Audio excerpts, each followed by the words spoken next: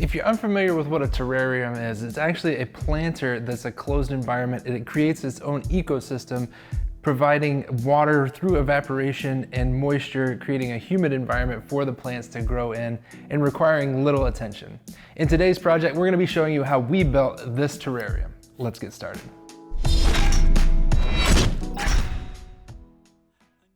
For this terrarium, we actually wanted something a little bit lower and longer for our kitchen island or to go on the dining room table. What we're going to be using is a glass centerpiece. This is something that we found off of Amazon. It might be something that you set on a table like this with candles in it or something. However, we're going to be using it upside down in order to seal the terrarium. Now for the base, we're going to be using 1x6 maple. This was a board that I had, and it's S4S, and what S4S means is that it's sanded on 4 sides. So it's completely smooth on all 4 sides and ready to go. So like I said, we're going to be using hard maple for this. However, you could also use like a poplar or even like a select grade pine. The container that we're using is 4 inches wide by about 24 inches long. Now, since we're working with a 1x6 that's actually 5.5 inches wide, we're gonna have a little bit of an overhang of the base around the edge of the container. So I'm gonna figure out what that overhang is on both sides, and then I'm gonna cut this to length such that the overhang is the same on the ends. Then we're gonna cut another section of this board out for the base since it's gonna be doubled up. So to start, what I'm going to do is I'm going to slide this container all the way up into the corner of the board so it's flush with the end and the side. And then I'm going to measure this distance from the edge of this board over to the face, which we've got 1 3/8. So now I'm going to take this container and slide it out from the end 1 3/8. And then this is going to show us where the end of our board needs to be cut. So I'll mark that and then finish it off with a speed square.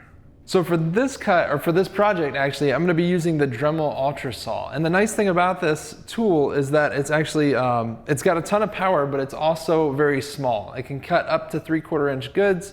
So it's perfect for this project and easy to handle. Now I'm going to be cutting on a piece of rigid foam, and that is just going to make sure that I don't dig into my work surface. However, just a sacrificial board below it to support this board would be sufficient. So with the first board cut, we can simply just lay this out over top of the remaining part of that board and then mark our line and make our final cut. Okay, so we have our base here. We doubled up the 3/4 inch material. However, what I want to do for this terrarium is I want this to kind of sit like this.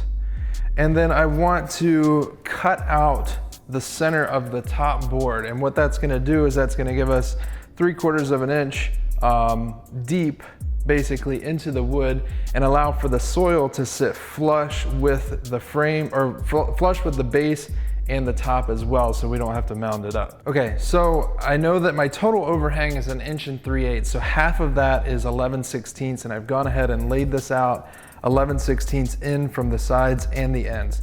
Now what I'm going to do is I'm going to trace this centerpiece so that I have the total outside dimensions of this centerpiece.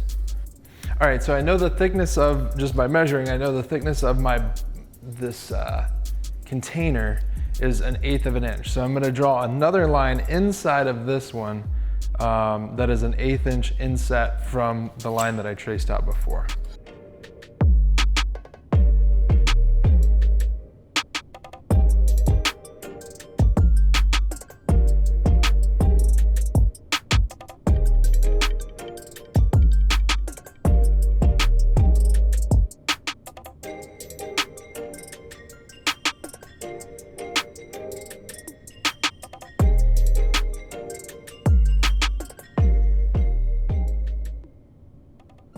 All right, so if you flip this board over, you can notice that obviously that blade did not cut all the way through into the corners. So what we're gonna be doing now is finishing off those corners with a jigsaw.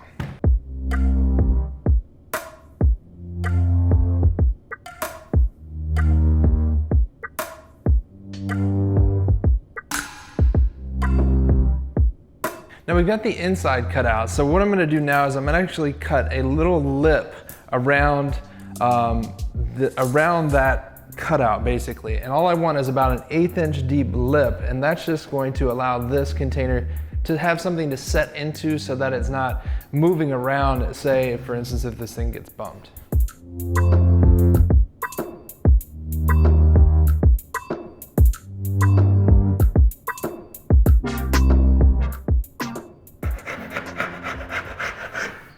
All right, so what I ended up doing was I took the ultra saw and I just did multiple passes to make up the depth of that, that lip that I wanted to create. Now I'm just gonna clean it up with my chisel, and then I'm gonna go back with the Dremel 8220. This is the cordless version of their rotary tool. I've got a cutting bit on it and then a little depth gauge, and we'll get into the corners to make sure that that is nice and consistent around the edge of this, this base. All right, so I'm gonna check this fit. We've got our lip cut out and it looks like everything is fitting nicely. So what I'm gonna do now is I'm gonna swap out my cutting bit for a sanding wheel, and then we'll come back and just clean up that lip and make it look nice.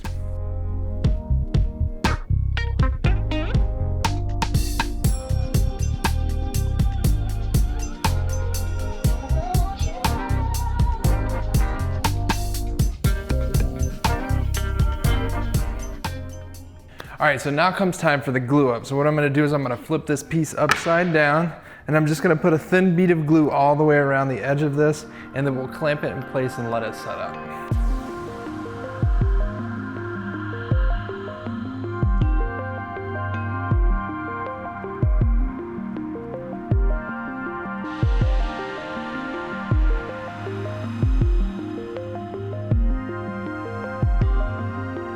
All right, so the glue has set up, and now it is time to sand down these edges and get everything looking nice and smooth, including the ends and all the sides. We'll round over the corners with sandpaper and just make sure that it's not too sharp to where it's gonna cut you when you touch it.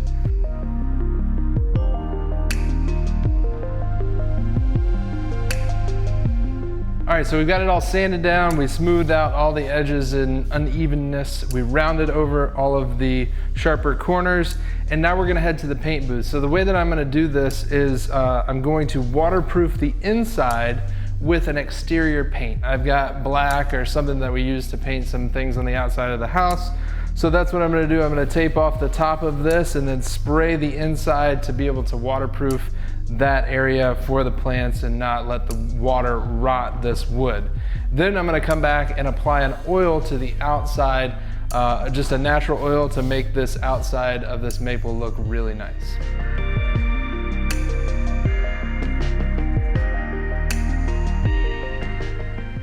Okay, so we pulled the tape off, we got that paint on the inside, and that's gonna keep the water from affecting the wood.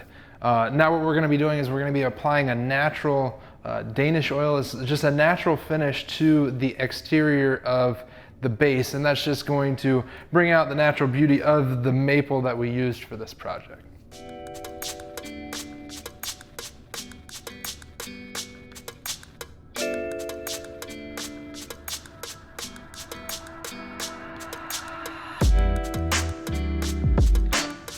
The great thing about using an oil-based finish for this project, or any project, is it's just really easy to put on, and with a few coats of it, we'll let this first coat dry and then reapply it a couple more times. We'll have a nice finish that will protect the wood. So we were able to get a couple coats of Danish oil on this, and it looks great. Now we're gonna start actually planting the plants. We're gonna begin by putting some stone across the bottom, a thin layer of stone, and that's just gonna provide us a little bit of a drainage layer. Then we're gonna apply just a little bit of potting mix, and I've actually got some sheet moss that I got off of Amazon, as well as some dwarf plants or miniature plants or micro plants, whatever they're called. But before I do that, I'm actually gonna put 4 rubber feet on the bottom, and that's just gonna get it up off of the counter and protect the bottom as well as keep it from sliding around.